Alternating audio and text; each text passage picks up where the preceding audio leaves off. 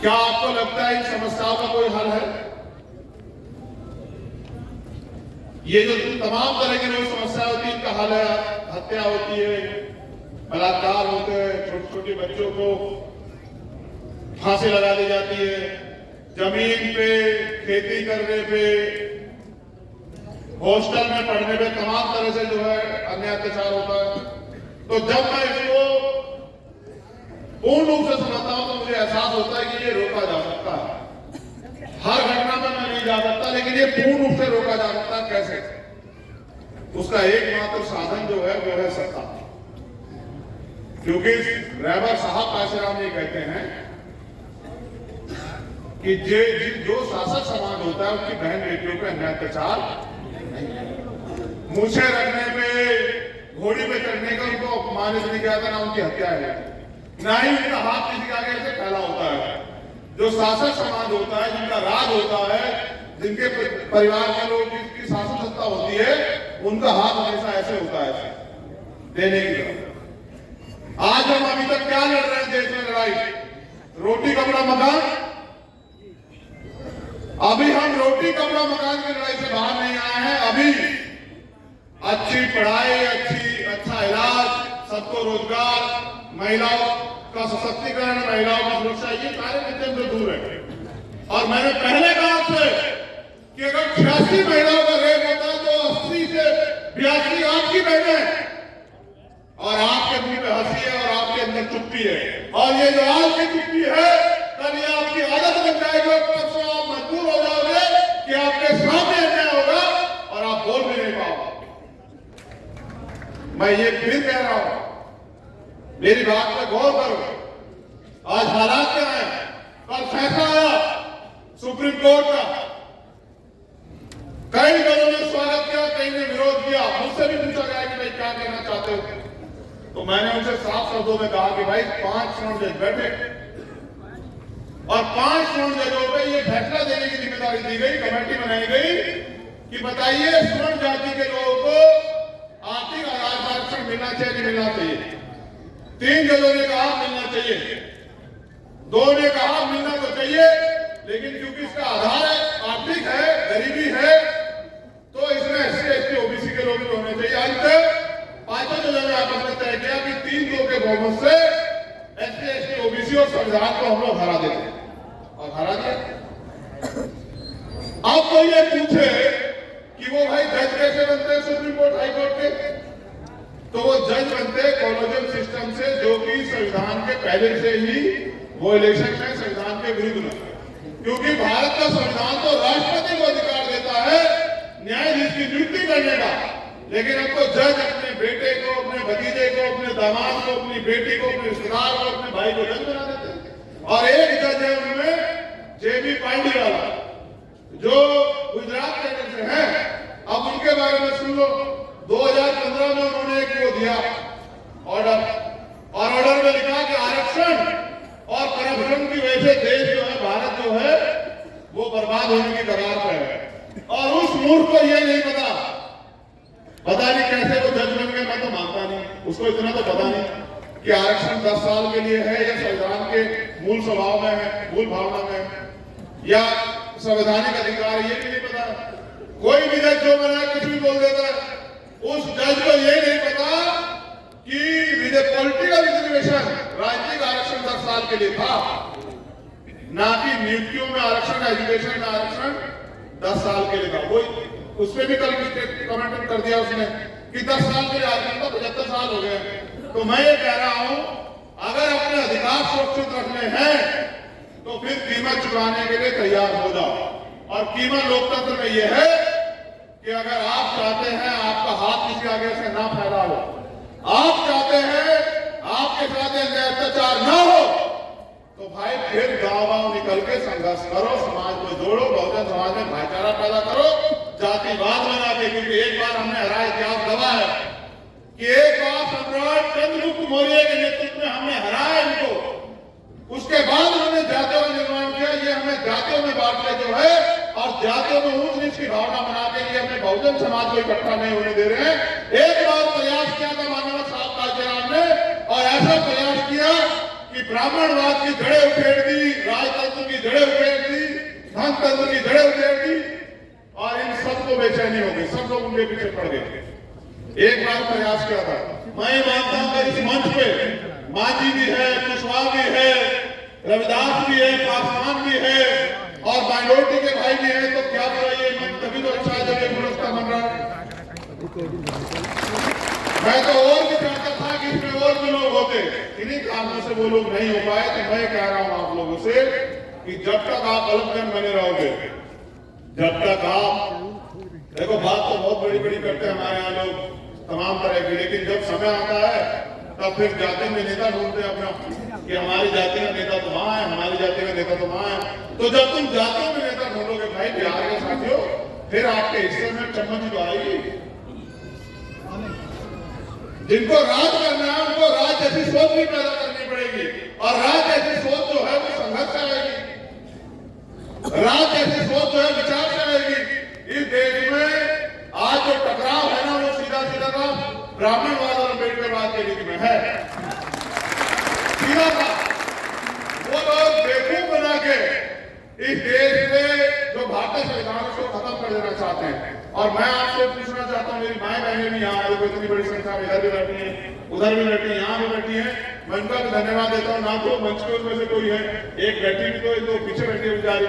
मैं तो चाहता था इस मंच पे वो आगे बैठती है वहाँ हमारे बराबर में, तब तो मैं आता जब वो जो है उनको भी सम्मान बराबर का मिलता। अभी हमें बहुत कुछ सुधार करने की जरूरत है, ये बात अलग है। लेकिन मैं ये आपसे पूछना चाहता हूं कि अगर भारतीय संविधान कल खत्म हो जाता है, यानी कि समान अवसर खत्म हो जाता है, तो आपको तो कुर्सी बैठने देना पड़ेगा। आज जो लोग फोटो खींचने वाले बन रहे हैं, आप ये बताओ,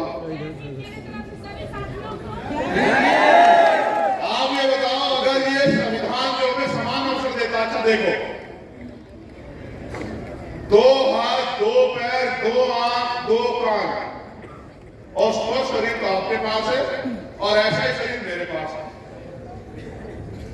और अगर आप आगे नहीं बढ़ रहे हो तो आप अपने लिए दूसरे को दोषी मत करो, क्योंकि वही आगे बढ़ेगा, वही चमकेगा जो रगड़ा जाएगा, जो मेहनत करेगा, संघर्ष करेगा, वही आगे निकलेगा।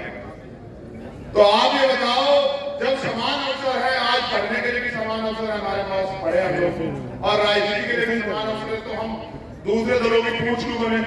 साहब काशीराम कहते थे अपनी दूसरे की महल से बढ़िया होती है अपनी झोपड़ी, जहां पानी होते हैं, जहां मैं आपको डांट दूं, आप मेरी उंगली खींच लो, आप वहां बैठ जाओ, मैं यहाँ बैठ जाऊं, यहाँ हम सब लोग बराबर हैं, अब आपस में परिवार। आप वहां से मुझसे कोई सवाल कर दो, यहाँ से मैं आपसे कुछ पूछ लूं, यहाँ पे एक है, परिवार है। क्या आपको लगता है किसी और दल में हम लोग उस तरह से अपनी बात रख सकते हैं? नहीं सकते। जब हम अपनी बात भी नहीं रख सकते तो क्या वो हमारे मुद्दों का हल करेंगे? जितने लोग आप यहाँ बैठे, मैं गारंटी देता हूं,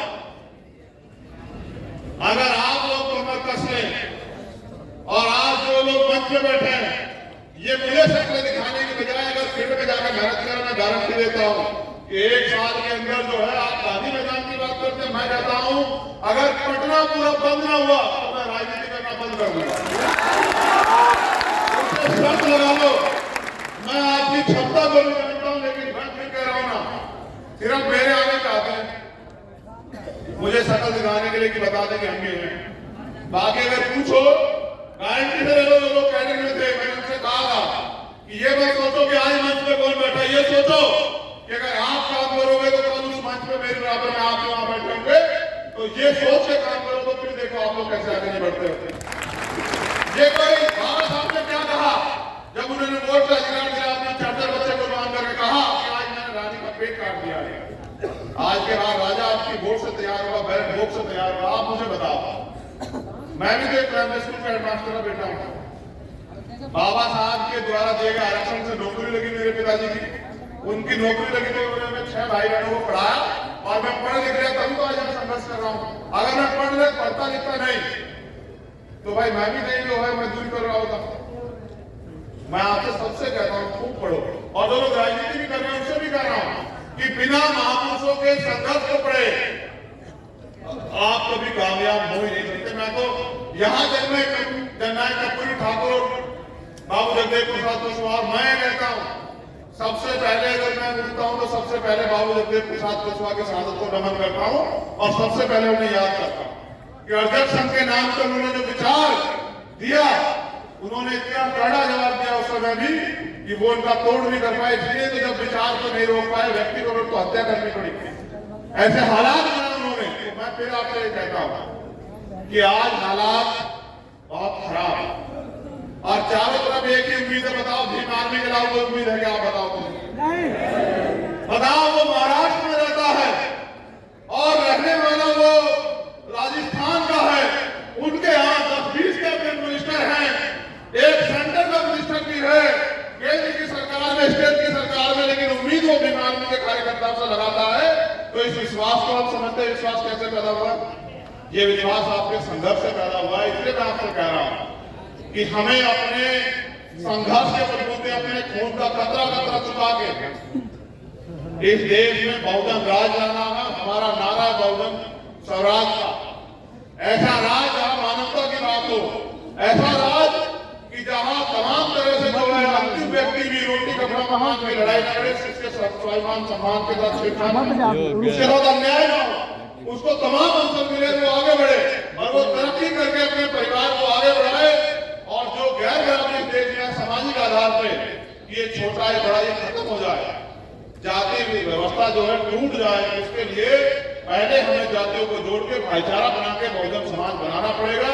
और बहुजन समाज बना के, और बहुजन समाज ऐसे भी नहीं बनेगा कि एक ही जाति के लोग सारे बन जाएं। प्रदेश में, जिले में, संभाग में, मंडल में, विधानसभा में, ऐसे भी नहीं बनेगा।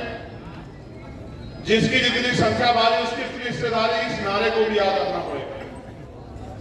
हमारे महाराजा कह के गए कि बाबा साहब के बच्चों को बिना देश का शासन नहीं चलने दूंगा, और आज बताओ आपके मुद्दों में कोई बोलना भी नहीं चाहते। आज बताओ क्या अधिकारी कर्मचारी आप परेशान नहीं है क्या? बताओ पूरे देश में अधिकारी कर्मचारी जो है किसी तरह से मुंह बंद करके नौकरी कर रहा है, नहीं कर रहा? बताओ। तो वो अधिकारी कर्मचारी उम्मीद कर बैठा है कल भी आर्मी के लोग संघर्ष करके आजाद समाज पार्टी के बैनर में कामयाब होकर हिस्सेदारी तय करेंगे। और जब उनका शासन आएगा, आज हमारे लोग मुझे मंच में बैठते कह रहे थे कि बताओ भाई पासी समाज के लोग बहुत बड़े पैमाने में आपके साथ जुड़े हुए हैं, दाढ़ी का व्यवसाय खत्म होगा, उनका क्या होगा? मैं कह रहा हूं अब तो तुम मुझसे कह रहे हो कि भाई सरकार से कह दो, और मैं आपसे कह रहा हूं कि आप पे मौका आ रहा है, आप मुझसे कलम से लिखवा लो जाओ आज कि ताड़ी को कृषि का व्यवसाय और इसका आयोग बना के जो है पूरा जो है मैं गारंटी देता हूं कि व्यवसाय दिया जाएगा। आप लोग अगर आप ताकत नहीं बनाओगे तो फिर आपको दूसरे लोगों की गुलामी करनी पड़ेगी। मेरा एक सवाल है, यहाँ जो नौजवान बैठे हैं, स्वाभिमान सम्मान की वैल्यू समझते हो? खाली नारे लगाने से पेट भर जाएगा? एक दिन खाना खा के 10 दिन चल लोगे? जैसे एक दिन पानी पी के 10 दिन प्यासा नहीं रह जा सकता, जैसे एक दिन खाना खा के 10 दिन भूखा नहीं रह जा सकता है, वैसे ही मिशन का काम एक दिन करके और 10 दिन ना करके कभी मिशन आगे नहीं बढ़ता। जो लोग गले में नीला पट्टा डाले हैं ना, ये इसकी एक वैल्यू है।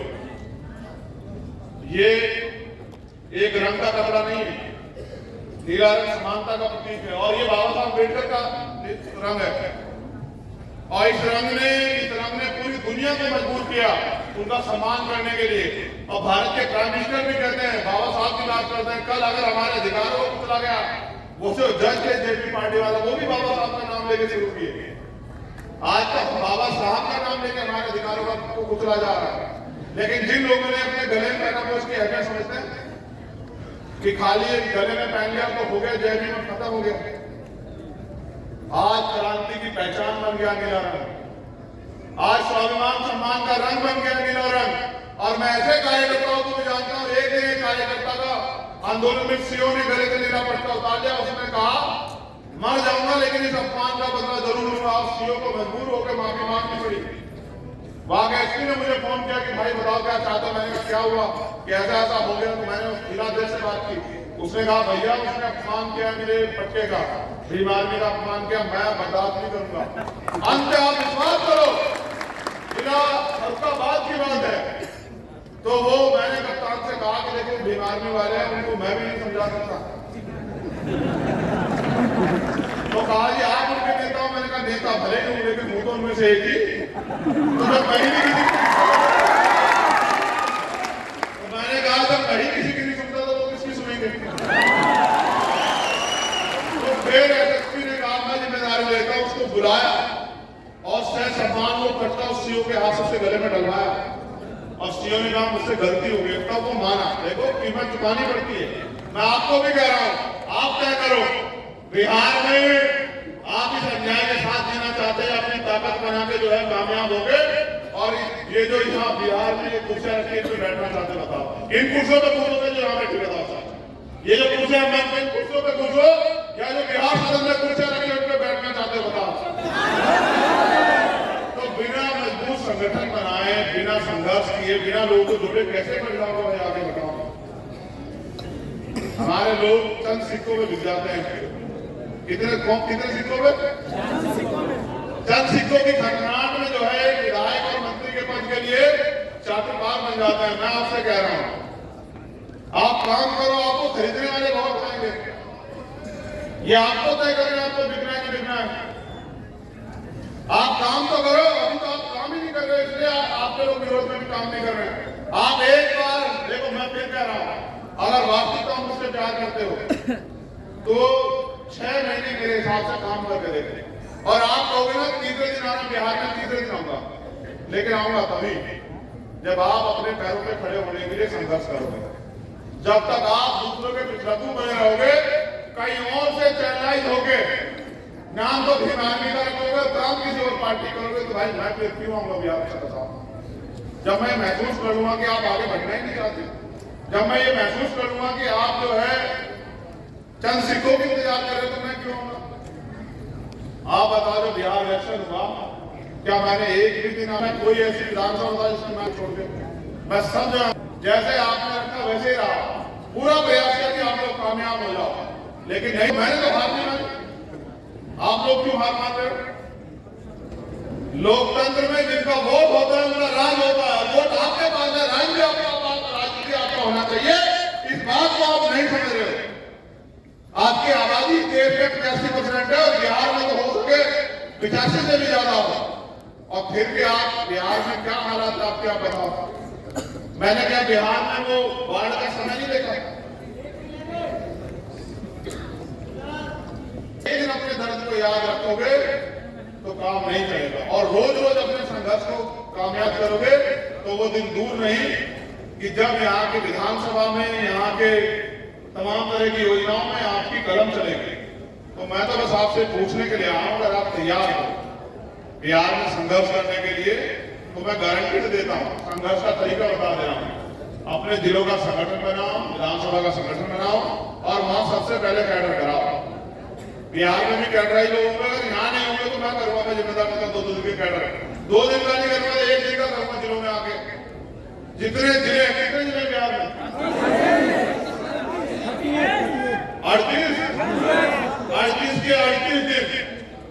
38 के 38 जिलों में आप संगठन बनाओ। अभी तो हमारे लोग बड़े पैमाने पे बेरोजगार घूम रहे। कहाँ रोजगार है? कहाँ रोजगार? सरकारी नौकरी तो खत्म कर दी सारे सरकारी डिपार्टमेंट प्राइवेट कर दिए। कहाँ है नौकरी? महंगाई तमाम तरह से बढ़ रही है। आप लोग उस महंगाई में भी 1 रोटी देखो हाल क्या है। पहले 4 रोटी खाते थे महंगाई बढ़ गई तो 2 रोटी खा ले रहे लेकिन संघर्ष नहीं कर रहे। क्या मैं भूल गया हूं बिहार के उस दर्द में बिहार के दर्द को कि जब वो बिहार के इतने बड़े पैमाने पर कोरोना काल शुरू हुआ और इतने मजदूर पैदा करके आ रहे क्यों जाते हैं वहां रोजगार के लिए बताओ। बिहार में सब कुछ अच्छा है। 75 साल हो गए हैं आजाद हुए 72 साल से लोकतंत्र है। बताओ आपके घरों में कितनी जो है तरक्की हुई। अगर आपको वोट का अधिकार ना हो तो आपके गरीब ना है कोई। आप पे वोट का अधिकार है आपको चाचा ताऊ भाई भैया कहते हैं लोग। आपकी बस्तियों में आते हैं आपसे हाथ मिलाते हैं। आज आप नोट करके देखो अगर आपसे वोट का अधिकार छीन जाए आपकी बस्तियों में आए आपसे बात ना करें और फिर मुझे भी मेरे से कौन पूछे। इसलिए कह रहा हूं कि अभी अवसर है तय कर लो कि चमचे नेताओं का साथ देना है या फिर अपने हाथ पकड़ के ताकतवर बनना है। तय करो तुम लोग ये बताओ। हालांकि मैंने बिहार में जन्म नहीं लिया मैं बिल्कुल कह रहा हूं। तो जन्म तो साहब कांशीराम ने भी उत्तर प्रदेश में नहीं लिया था, वो भी पंजाब में जन्म लिए। लेकिन आप अपने ईमानदार से बताओ, जितने लोग यहाँ बैठे हैं जो मेरा काम देखते हैं, आज तक एक मसला है जिसमें मैंने आपको निराश किया, बताओ अच्छा ईमानदार नहीं, हाथ मार बताओ हाँ या ना। कोई ऐसी लड़ाई है जिसको मैंने बीच में छोड़ी हो? पूरे देश में कोई अन्याय ऐसा है जिसमें हम लोग पीछे हटे हो? या फिर ये भी बताओ कभी पीठ दिखाई आपको सरकार से करके? इतने मुकदमों से नहीं डरते, डरते तो आपकी चुप्पी से है। आप तो चुप हुए बैठे हैं ना, अध्ययन सहजे भी चुप नहीं से डरता हूँ और किसी से डरता। मैं तो पूरी सरकार से नहीं डरता और किसी भी सरकार से नहीं डरता, भारतीय संविधान से डरता हूँ, उसकी इज्जत करता हूँ और मेरा धर्म है भारतीय संविधान। आज गुरु नानक देव जी की जयंती, उसकी भी आपको अलग अलग बधाई। लेकिन आपकी तरक्की का रास्ता आपके हाथ में है। जो नौजवान यहाँ बैठे हैं वो तय करें कि वो गुलाम बन के जीना चाहते हैं या फिर वो इस देश में स्वाभिमान सम्मान के साथ जीना चाहते हैं। और क्रांति है ये, आजादी, ये आपकी आजादी की लड़ाई है।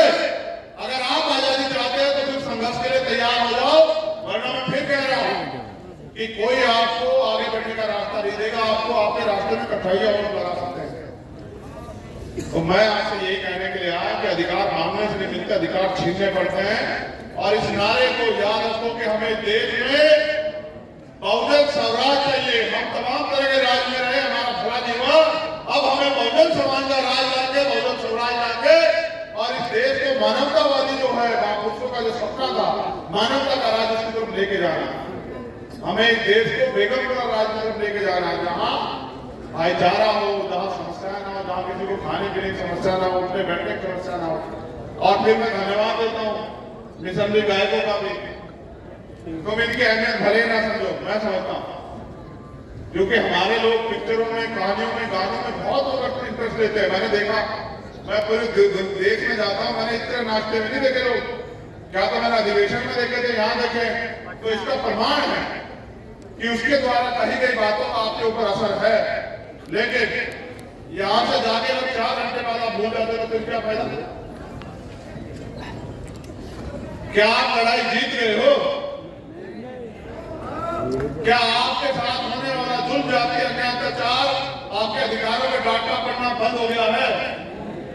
तो फिर किस बात की खुशी मना रहे हैं? क्या आप बिहार में अपनी तीसरी आजादी की लड़ाई लड़ने के लिए तैयार हैं? अब आप मेरे साथ खड़े हो जाइए, जो जहां नहीं खड़ा हो जाए।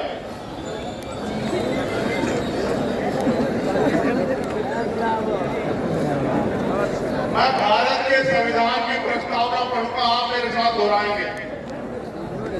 जब मैं भारत के संविधान की प्रस्तावना पढ़ूंगा तब जो है आप मेरे साथ उसको दोहराओगे, वचन लोगे, खुद भी संकल्प लोगे मेरे साथ कि हम अपने प्राणों के अंतिम समय तक, अपने जीवन के अंतिम समय तक, अपने लहू के आखिरी कतरे तक बाबा साहब अम्बेडकर के संविधान की रक्षा करेंगे और भारत के संविधान को पूर्ण रूप से लागू कराने का काम करेंगे।